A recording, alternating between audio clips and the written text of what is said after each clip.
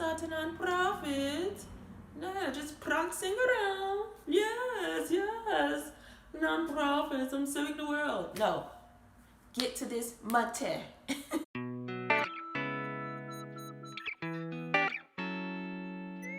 Alright, hey everyone, and welcome back to my channel. It's me, Miss Mo.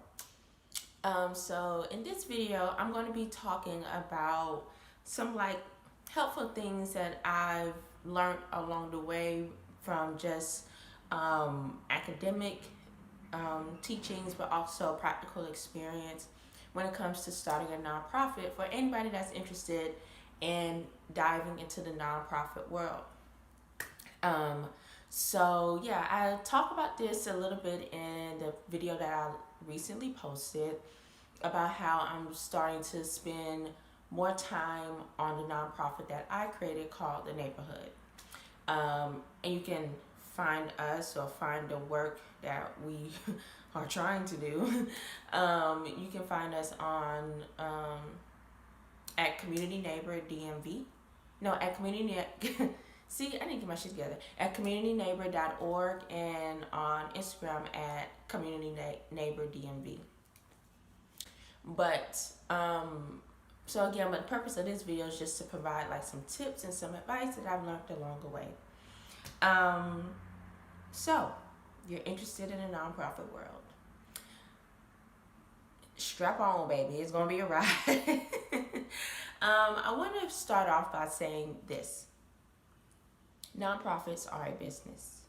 When you start a nonprofit, you are starting a business, which means that you are entering into the entrepreneurial space. When you are in the entrepreneurial space, you with me, my child? Okay.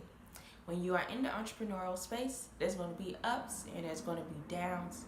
And when you are starting a nonprofit, sorry about the noise in the back, but when you are starting a nonprofit, there's no difference. You're going to have ups and you're going to have downs because this is a business. This is a business and you have to put on your business person hat.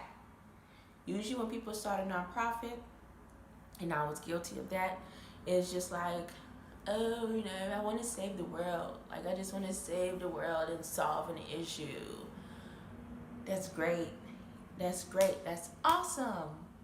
But in order to save the world and solve the issue, you need resources. In order for you to have access to those resources, you need capital. Okay? And you need to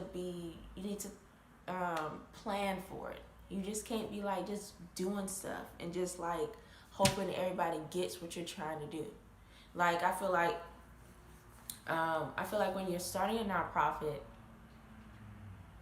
you have this, you have an idealist, artistic type of thinking. Not all the time, but most of the time. And this is how artists move, yes. But you just have this is this enough? Okay, let me do it right here. I just feel like there's a dark shadow. Okay, anyway. So you have this artistic way of thinking of I'm just gonna do stuff and people are gonna get it. They're gonna get it. And the thing about it is that sometimes they won't get it. And if you're asking them for money, they don't need to just get it. They need to truly understand how you're gonna be spending their money. Okay. So again, starting off by saying, when you are starting a nonprofit, my dear, you are starting a business and you are an entrepreneur. And welcome to that world. The world of yeah, you can kind of do what you want, but you can't do what you want. There's going to be highs and there's going to be lows. But, if you're into that ride, that's why I say put on that seatbelt. But if you're into that ride, you're going to make it through. You're going to get through it. You're going to get through everything. So I want to just start off by saying that. The other thing I want to say is that NPOs, or nonprofit organizations, is a common term used in the U.S. I'm not sure. I mean, I just know that it's used in the Americas, but mainly in the U.S. Um, when you are traveling outside of the nonprofit, I mean, outside of the U.S., a lot of the most common term that's used is non-governmental organizations or NGOs. So NPOs and NGOs are pretty much the same thing, just go by different names. And I I don't mind saying NPOs or nonprofit organizations, but again, because I live in the U.S., people don't be knowing what I'm talking about if I say NGOs. Um, but I really like the word NGO. I think and maybe it's just vanity reasons, but darling, I'm being honest. But I think first of all, I think it highlights what the work actually is. You're a non-governmental organization. So like you're not acting like you're not the government. I mean, you're serving the people, but you're not the government. And then, oh, sorry about this. Sorry. But when I say when you hear NPOs and nonprofit organizations, it just throws everybody off. And when you're in a capitalistic society like the U.S., when someone hears nonprofit, they say, "Oh, no money," and that is completely wrong. But I'm going to talk about that a little bit later on. The first tip or advice I want to share is that you need to have good coping mechanisms when you're starting a nonprofit. That might seem like a strange thing to say, but again, and if you watch other people's videos on like how to start a nonprofit or whatever, I've never seen them talk about this. Like, I mean, there's some, so I don't think it's talked about enough. When you're starting a nonprofit, and when I say good coping mechanisms, you need to talk to people. Not talk to people necessarily to get more funding or to get, to build partnerships, but just talking to people. You're going to be going through a lot. And because you're not going to have a big ROI or return on your investment and the amount of time that you're putting into starting this business, it's going to be very frustrating and you're going to get frustrated. So I think it's just very important to not only talk to founders of nonprofits and build that relationship with them, because they can act as somewhat mentors for you in as you navigate this space, but talk to entrepreneurs. Talk to your board members. Just talk to people about things that are going on, not only within the organization, but with you as well. Not to say you have to be an open book, but in order to lead, you have to have your shit together for the most part, so you're not so distracted by the distractions in life or wherever. And I kind of talked about that in my last video, but that was just something that I needed to work on myself. I needed to get my shit together in order to lead properly, in order to think properly about how I want to lead. So whatever I'm saying to you all because I'm speaking from my experience. You all may have your own experience, but I'm just speaking from my experience. But I feel as if I would have had better coping mechanisms, such as talking to people and not being so hard on myself, that I could have got a lot further. Because my thing was that as the founder, I should know all the answers. And I shouldn't be so reliant on people. But that was a foolish mistake on my end. Because you have a team around you so that you can lean on them for things. But I wasn't leaning on my board properly. And I wasn't leaning on the additional support systems that were around.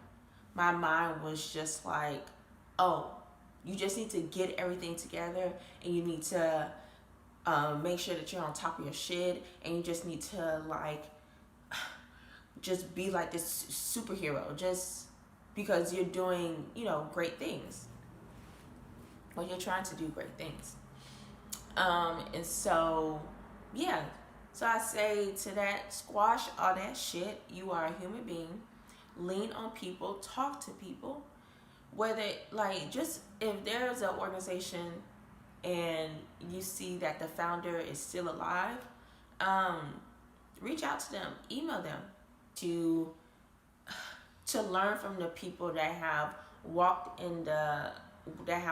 your path, but to also build connections. You don't know who they know. You don't know who they know, and they could connect you to different funding opportunities too. And again, talk to entrepreneurs. Talking to entrepreneurs that are not in a nonprofit space is very important. And the reason why is because they bring a different spin to how you approach your work. Because their thinking is all about profit, which is great. But you, as a nonprofit founder, your thing is profit, but also impact. You have to have the two, in a way, because you need the revenue, you need to bring in money in order to do the work to have the impact. But again, a lot of nonprofits, they don't think about profit, and I am one of them. They don't think about how they're going to really make that money. They just think about the impact. Talking to entrepreneurs, especially in the for-profit space, brings you back to reality. They ground you and say, well, you don't have no money to do anything. And it's like, yeah, you're right. And their thing is going to be like, well, you need to make some money. How can you make some money from the type of work that you're doing? And you need that energy, again, to help guide you about how you want to, how you need to make money in order to do the program work or the services that you provide. So it's very important to talk to them. Other people to talk to is your board.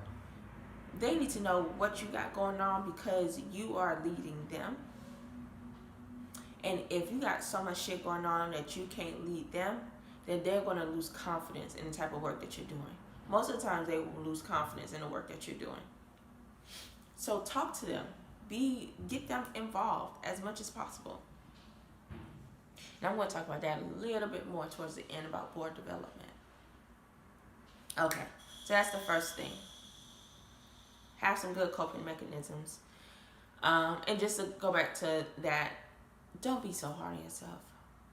Practice grace with yourself. You're trying. There's going to be ups and there's going to be downs. Please don't be so hard on yourself. You made a mistake. Okay. You learn from it. You keep it moving. But don't beat yourself down about it. The second thing is capital. As a nonprofit, you're going to need capital. A lot of times when you think about, a lot of times when they talk about nonprofits, and if you Google like how to start a nonprofit or how to get funding to start a nonprofit, a lot of times they say, oh, just reach out to family and friends and see if they can give. And it's like,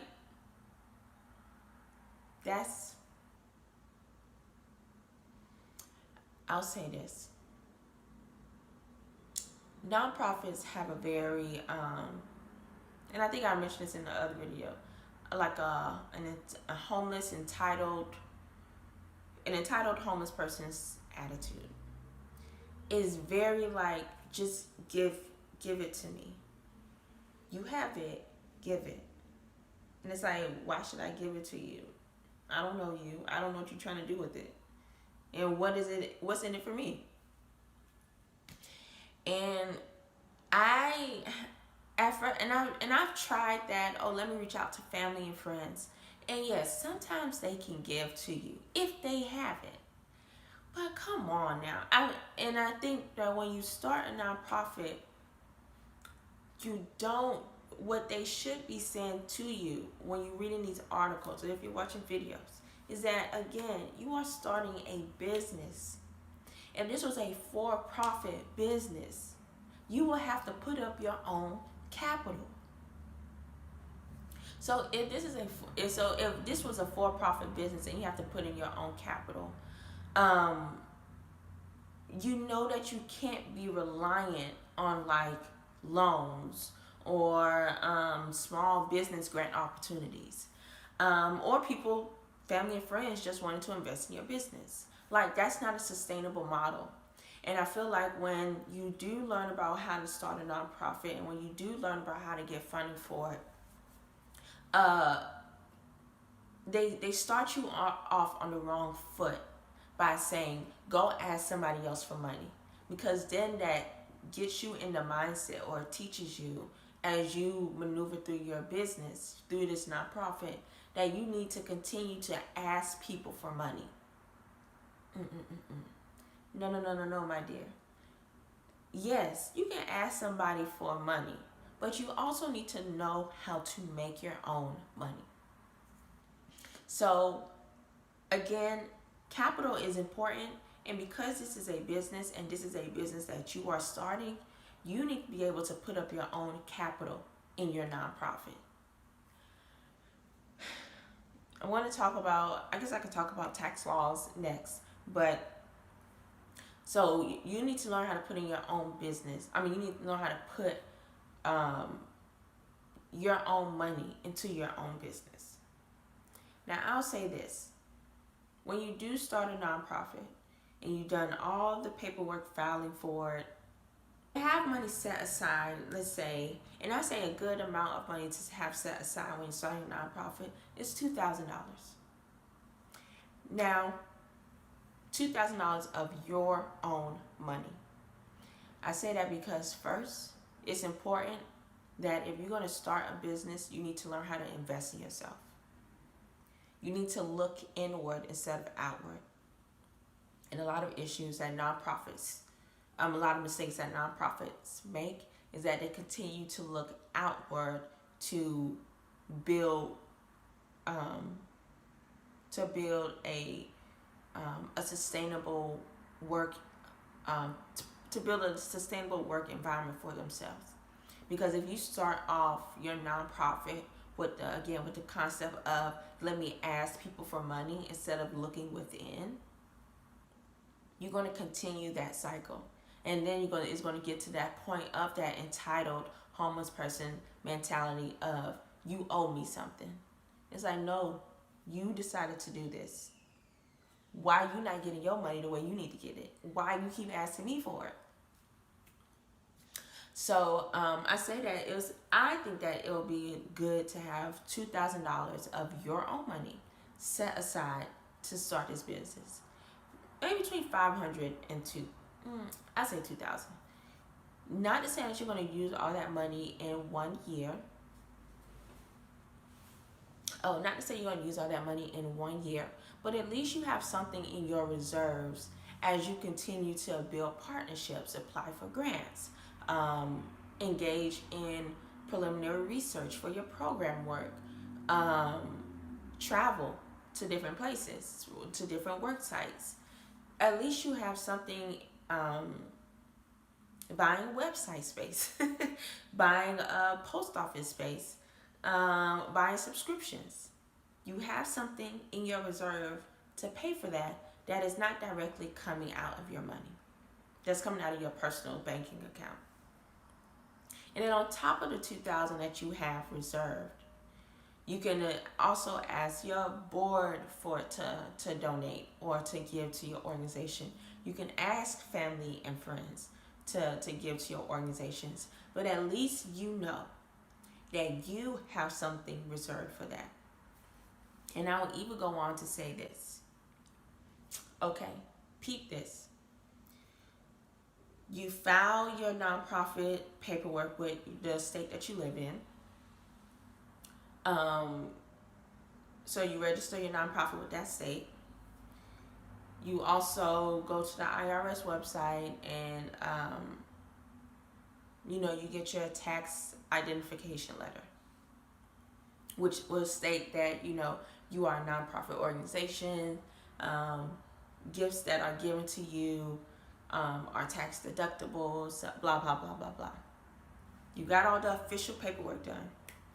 You go take that paperwork and you go to your bank, whichever your bank of your choosing. You start up a business account in your nonprofit's name. Boom. Everything is good. Like the paperwork is looking good. It's looking good. It's looking good for you, boo. Okay. That money that you have reserved at $2,000, what I would say do is, and I should have did this. I would say if you have $2,000 reserved, from that $2,000, take away $250. Ask your board to match you. Just say, ask them, I would like for you to be on my board. There is a financial contribution that is needed, in order to get the work done and all that other stuff. And ask them to match you $250.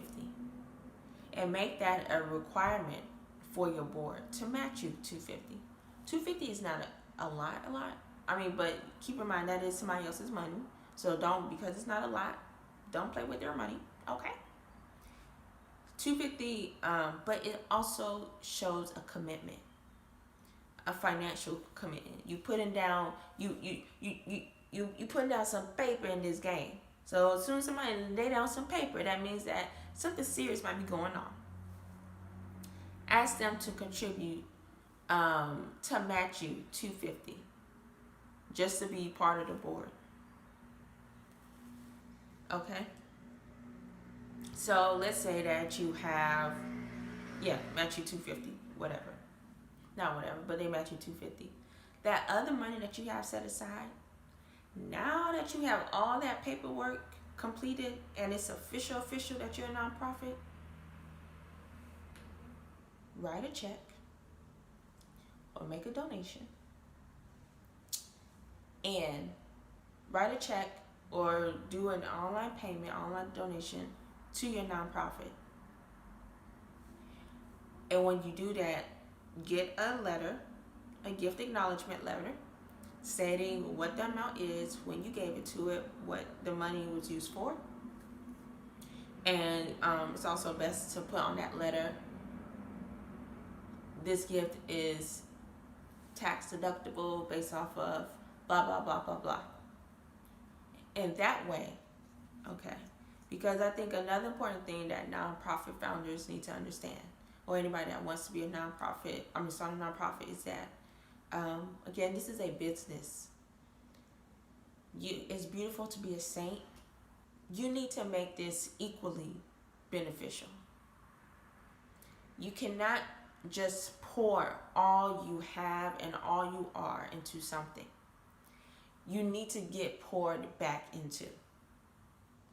So and again, you're going to be spending a lot of time getting this nonprofit up and running. At least let it benefit you in some shape or form. So that money that you have set aside, again, whatever it is left, make it as a donation to your nonprofit so that you can get the tax write-off from it. That's not illegal. It's a nonprofit. The money is, the money is going to the organization because you are a board member, because usually the founders are board members. So because you are a board member, because you have all board member, and I guess that though even the way that you may have your, and because of some of the way the tax laws are, board members cannot be paid. Like they can probably be given like a stipend for a stipend, but they can't necessarily be paid. So although, so yeah, you just started a board, but they're not going to be getting paid from the work of the nonprofit, if that makes sense. Invest in your business, have your own capital, and then engage in suggestions of like reaching out to family, friends, and board members to get the funding for your organization. But you have to start, but again, start with the right mindset of you need to learn how to invest in your business. Okay, look at the type of work that you're doing.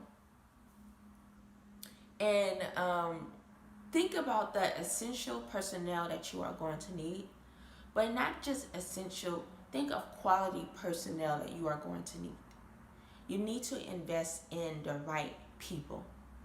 Again, when you're starting a nonprofit, your board, your board is your board, but they're also your personnel. They're going to be doing some of the groundwork that you're doing.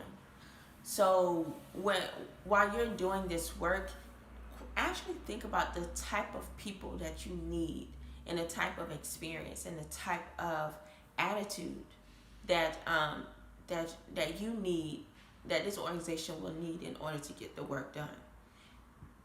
Because I think a lot of people, myself included, you start the nonprofit, you have a board, and you're like, oh, I can do this, and they can do that, and they can do this, and they can do that. And it's like, that's not sustainable. If you're going to have your board do something,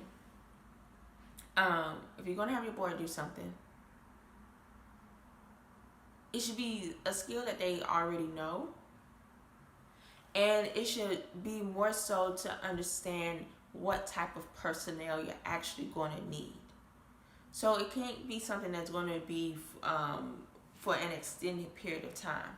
There has to be a deadline as to when this board member is going to stop doing all this work. Unless you just have a working board. But even then, working boards are not the most sustainable, depending on the type of work that you're trying to do. Sorry, my voice is getting dry. Working boards are not the most sustainable. And a working board is just a board that does the day-to-day work of the organization. So they really don't hire anybody. They're the one doing the work. But that's not sustainable because they have their own lives. And usually they're not getting paid, or if they are getting some type of stipend, it's not a lot. So you're putting in a lot of work, but you're not getting a lot back for the amount of work that you're putting in. So that's why I say that, invest in good personnel. See the type of work that you're doing. See the type of people that you need to do the work. See how much you need to pay them. And, a lot of people say, oh, the average is this. I'm going to say this. Go above the average. Again, you want quality. You want quality. You don't want average. You want quality. So if you see that the average is, okay, let's say you want a program coordinator. You see that the average based off of where you live is like 60K. I would say that if you're able to, apply for a grant, and no, I ain't gonna say apply for a grant. What I would say is that you see that the average is 60K. When you're creating your budget,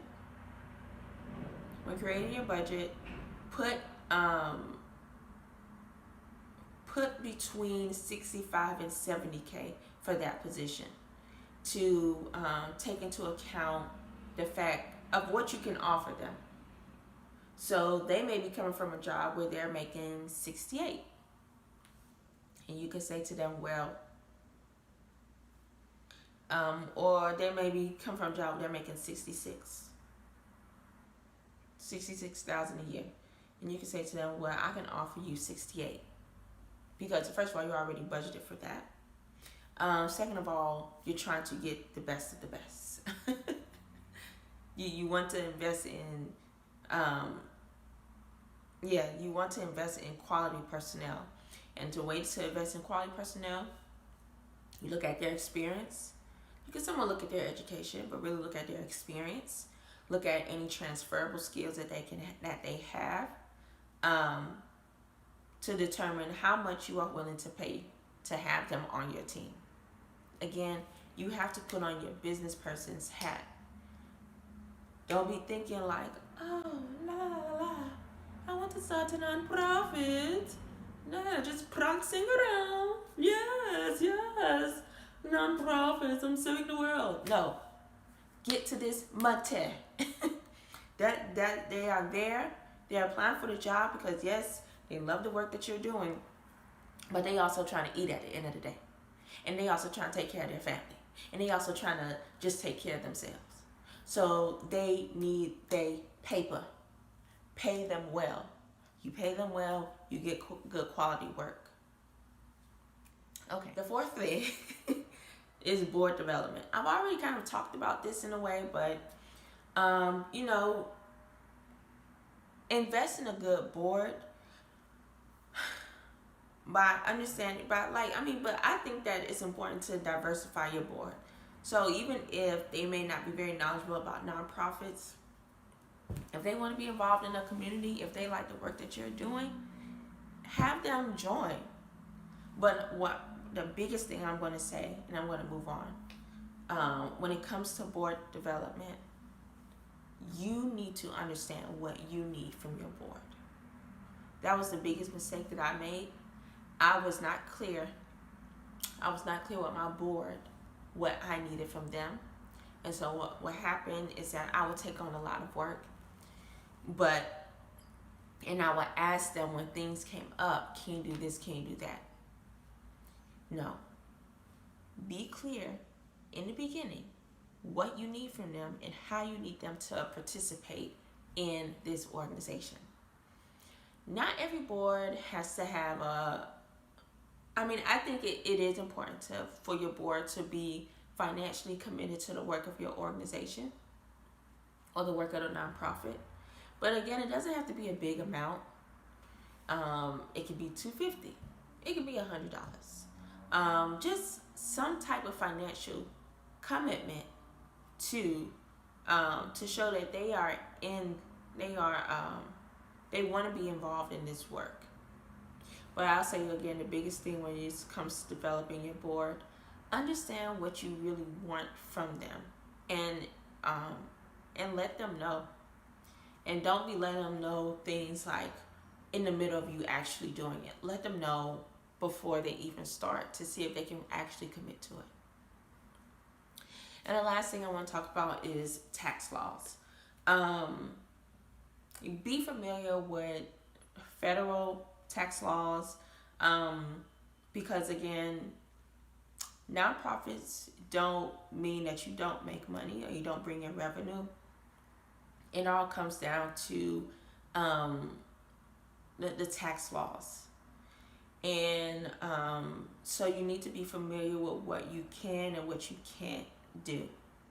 Because if the way that you're collecting money from people is out of compliance of what you are legally allowed to do based on your tax bracket or your tax area, then you're going to find yourself in some serious trouble.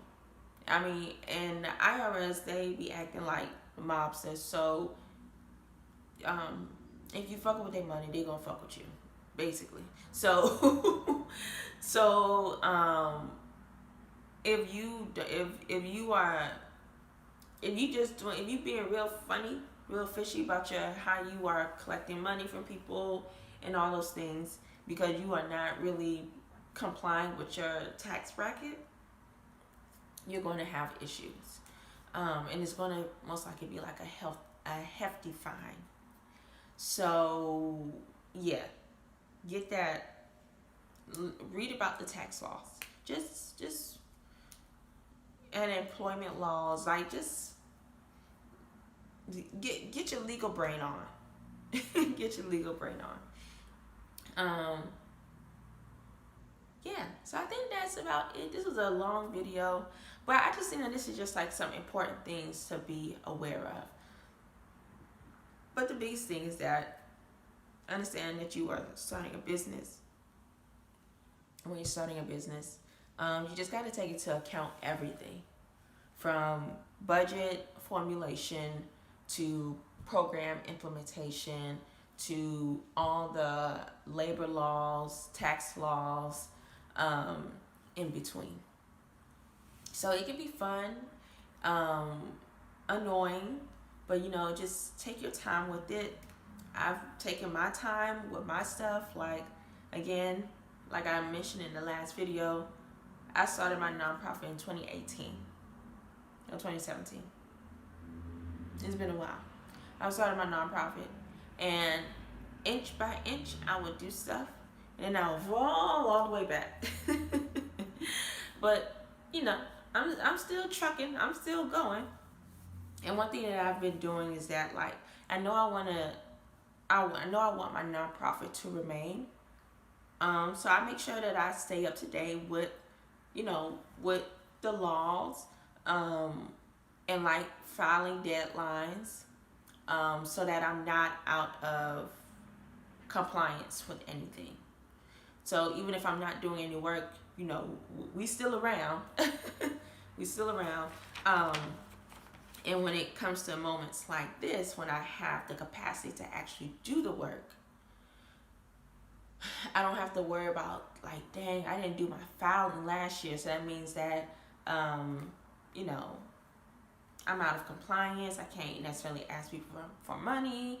I can't apply for grants. I can't do this. I got to get my shit together with the IRS before I can even try to get my funding things together. So, yeah, just, again, there's ups and there's downs, but it is a ride. And there are some beautiful spots along the ride. But that's all for me. If you have any questions about starting a nonprofit, or need some advice, or you need me to read over any grants that you're doing, I want to be used as a resource. So, so connect with me. You can reach me at mozoloveinc@gmail.com, or you can reach me on my nonprofit's email, which is communityneighbordmv@gmail.com. Okay, all right. Thank you all. Bye.